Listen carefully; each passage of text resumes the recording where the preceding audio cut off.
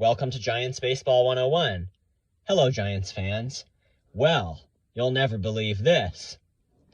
I'm not using this time I have with you to complain, but if you'd like to hear, oh boy, the technical problems I have sometimes, the technical problem I just had with this video I'm trying to create was as frustrating as it could be. I was already over 4 minutes into the video when my recording app just quit. It quit for no apparent reason. And the video was lost and I had to start over again. So there you go. I mean, I was like, I had lost all I had done, and I figured I'd get a benefit by it, by being a little humorous, just telling you the technical stuff that can go wrong. And maybe that'll be a bit of benefit if you like hearing those stories. See if any more happen. Hope this is the last time I have to do this. Okay, anyway, it was good to see Carlos Rodon look good. I mean, if you're a team, seriously, and you've just signed a pitcher to a $40 million contract, and in his first outing, he's bad. He gives up 4 or 5 runs, and then his second outing, he's not much better, or maybe he's a little bit better. Say he gives up 2 runs, doesn't last very long, or something, and that's going to throw everybody in the dumps, from team owners to hopefully general managers, or if the guy gets injured, obviously, maybe that would be better in terms of statistics than if he was just pitching badly, but you're only of benefit to the team when you're on the field. No reason to think any of the Giants starters are really not healthy right now. I hope that doesn't change. And Carlos Rodon looking good, that's going to be a good sign.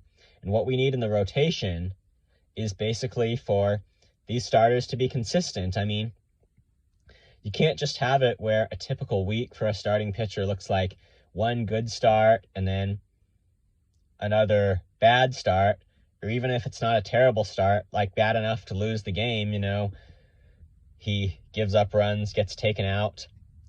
Oh, and a bad start, we're calling this the second start in a given hypothetical week.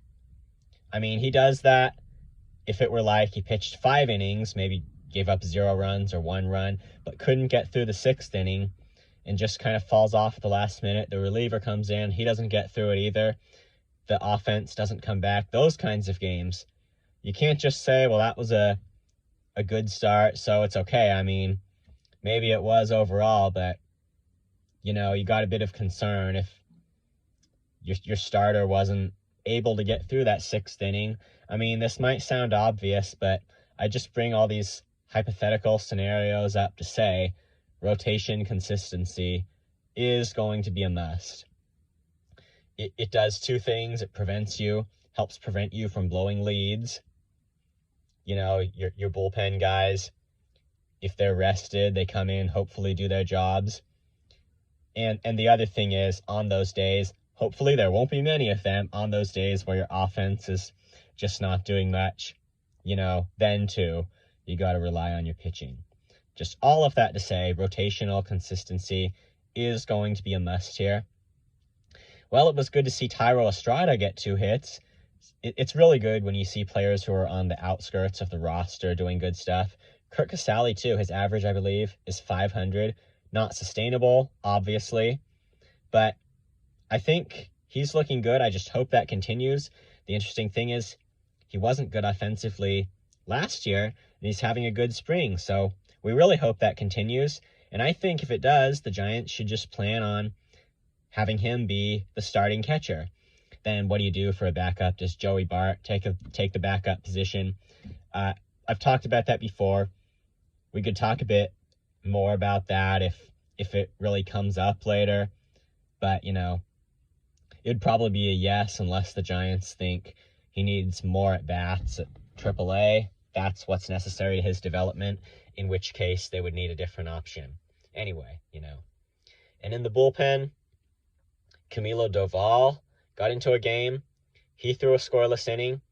To be honest, strategically, I think the Giants should bring him in again tomorrow. It may not be super typical, though it sometimes happens, to bring relievers in on back-to-back games in spring training. But personally, I think with the back end of the bullpen relievers and the closer and everything, that's the best strategy a team can pursue, really. I think that's one of the ways they can help these relievers to be in and stay in top shape so they're consistent. I mean, the bullpen's got to be consistent too, as we talk about it. You know, a reliever could throw a scoreless inning on one day and the next day he doesn't, and then that becomes a problem because their bad days aren't all on the same day, and I'm not saying it'd be okay if they were. I'm just saying you got one guy blowing it one day, the next guy blowing it the next day, and it just doesn't turn out very well. Anyway, I may have gotten a little crazy today just going over all these hypotheticals, the disastrous consequences if we don't get a consistent team. But the team's looking good in spring training, and they're using, and they should be, their non-roster invites until they all get reassigned and we do see them zeroing in on the actual major league team, which should happen pretty soon. The other guy that needs to get into back-to-back games at least once this spring training definitely is Tyler Rogers. Obvious reasons I've talked about before. That's definitely the best kind of conditioning for him. Thank you for watching this. I will see you next time. Please subscribe if you have not.